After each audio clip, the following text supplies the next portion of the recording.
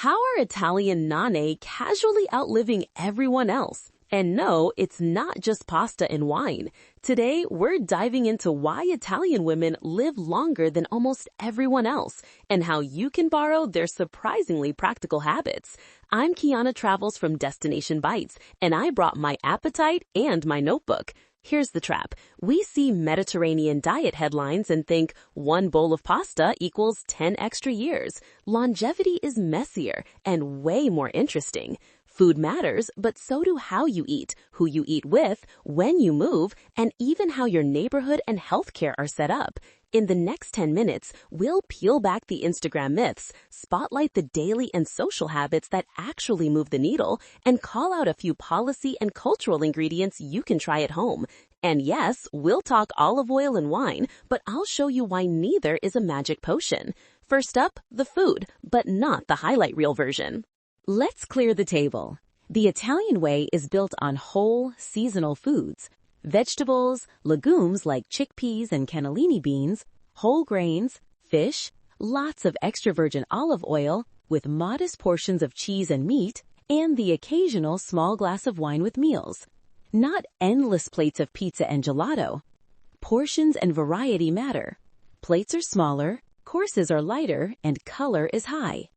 Picture this: a beans and greens soup, grilled sardines with lemon, a tomato and cucumber salad glossed with olive oil, then fruit for dessert. Sometimes a single biscotto, not a sundae. Preparation matters too. Home-cooked meals, slow eating, and gut-friendly staples. Olives, anchovies, capers, pickled veggies, sourdough, feed your microbiome. People linger at the table, talk, chew, and let fullness signals show up. That alone reduces overeating. Simple swaps that actually help. Cook with extra virgin olive oil instead of butter for most dishes. Make beans or lentils the star 3 times a week. Keep marinated vegetables ready in the fridge. Swap sugary drinks for water or sparkling water with lemon. Flavor with herbs, garlic, and citrus instead of heavy sauces. About olive oil and wine, they aren't magic bullets. Olive oil helps when it replaces worse fats and comes with lots of plants. Wine?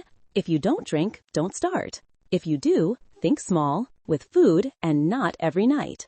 In a moment, we'll see how the company at the table may matter even more than what's on it. Italian longevity is social.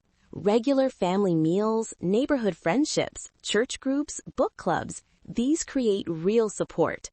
Someone checks on you, celebrates with you, brings soup when you're sick. That safety net lowers the stress hormones that quietly chip away at health. The daily rhythm fights the rushed life. People walk to the market, stroll after dinner, take stairs, tend a basil pot or a backyard garden. Many still honor a short afternoon riposo, 15 to 30 minutes of downshift, and keep purposeful routines. Shopping on Tuesdays, Nonna's lunch on Sundays, a weekly card game. It's not a spa day, it's everyday stress offloading. Here's the tiny habit that beats a lot of flashy fads. Eat together, regularly. Shared meals are linked with better nutrition, slower eating, less loneliness, and steadier mental health, all of which correlate with longer lives. Try a standing dinner with friends, even if it's soup and bread.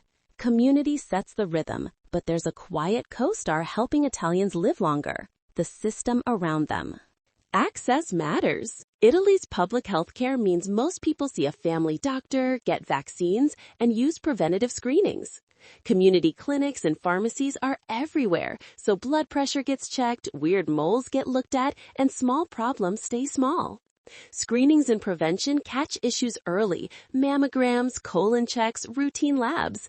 And there's practical support for older adults, from discounted meds to home health visits in many regions. Tiny daily behaviors compound the advantage: walking instead of short car trips, prioritizing sleep with relatively consistent meal times and bedtimes, and, among older women especially, lower lifetime smoking rates compared to some countries. Decades of small choices add up like steady interest. Reality check on genes. Genetics play a role, but most of the gains come from reproducible lifestyle and social environment. Copy only the recipes without the context, eating alone, rushing, staying up late, sitting all day, and you miss the secret sauce. Pasta plus stress and isolation is not a longevity plan. So what should you actually keep, and what can you skip? Here's the takeaway. It's the combo. Whole, seasonal food, shared meals and community, a daily rhythm that builds in movement and rest, sensible preventative health care, no single miracle ingredient, 5 easy ways to start, cook at home more often, eat with others at least once a week, move daily, walks, stairs, a bit of gardening, protect a short afternoon or evening rest, and schedule your preventative checkups and screenings. Pick just one habit this week, try it, and notice how it feels. Stack another next month. If you learned something today, tap like. It helps more people find these travel meets longevity stories. Tell me in the comments which Italian habit you'll try first. Beans night, Sunday lunch, or a daily passeggiata.